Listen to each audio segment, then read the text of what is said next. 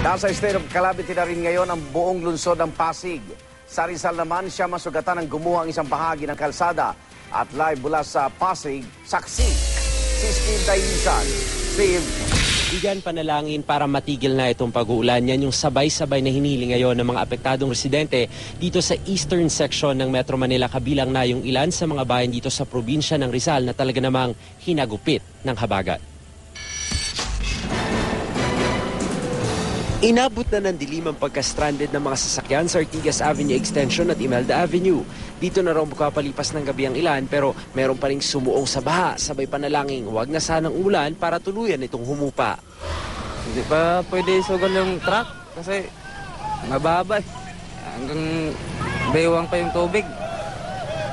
Dito na kayo makapalipas ng gabi? Dito lang muna. Hanggang kailan pa yung ba? Saka kami malulusong. Nahirap na. Mataas ang tubig eh.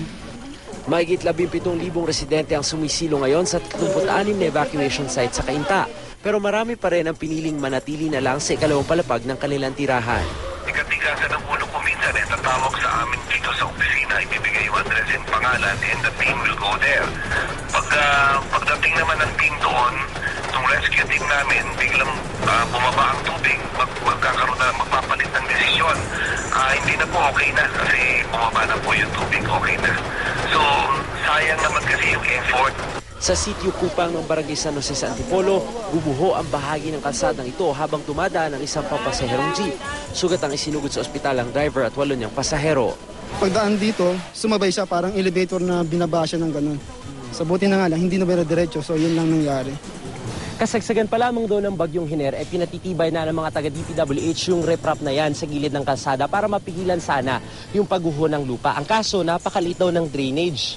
Ayan o, kaya nung bumuhos yung malakas na ulan kahapon at naipon yung tubig sa bahaging ito ng lawa, naghanap na ito ng sarili ng daanan dahilan para gumuho itong bahagi ng kalsada. Ang pinangangambahan ngayon ng mga residente ay yung mga nakita nilang uka dito sa kalsada. Ayan o, kanina maliit lamang daw ito, unti-unting lumalaki.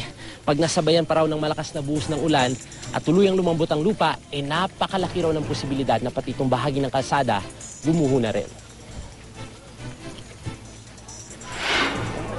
Ang mga residente naglagay ng sandbag para may pansamantalang matatawiran habang inaantabayan na ng pagkukumpuni ng DPWH.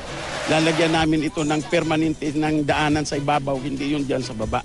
Gagawin kami dito ng temporary na madadaanan ng tao. Ang karatig lungsod ng Pasig isinailalim na sa state of calamity. Humigit kumulang 4,000 pamilya na nagsisiksikan sa mga evacuation center dito. Takot nang manatili sa kanilang mga bahay. Dapat nga po hindi pa ako sasama kasi may maiiwan pa. Baka tumaas pa talaga eh. Nakakatakot kasi first time po talaga namin na lumusong sa ganitong kalaking baha. Tapos wala namang bagyo. Opo nga po, nakapagtaka, walang bagyo pero malaki yung tubig. Gusto nila pagkain. Pero ang ayaw nilang iwanan ng bahay nila. Kaya siguro may second floor naman sila eh. Pagkain ang kulang sa akin. Lubog din ang maraming sasakyan. Sa aming pag-ikot sa binahang parte ng lungsod, nakita ko ang asong ito. Nakatungtong sa mga halaman, animoy ginagwardyahan ang bahay na iniwan ng amo.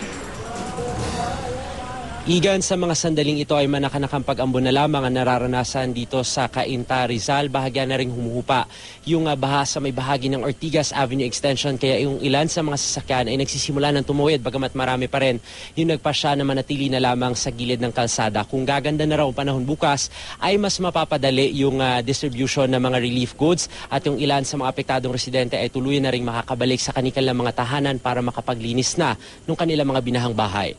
Live mula rito sa Cainta, Rizal, ako si Steve Dailisan, ang inyong saksi.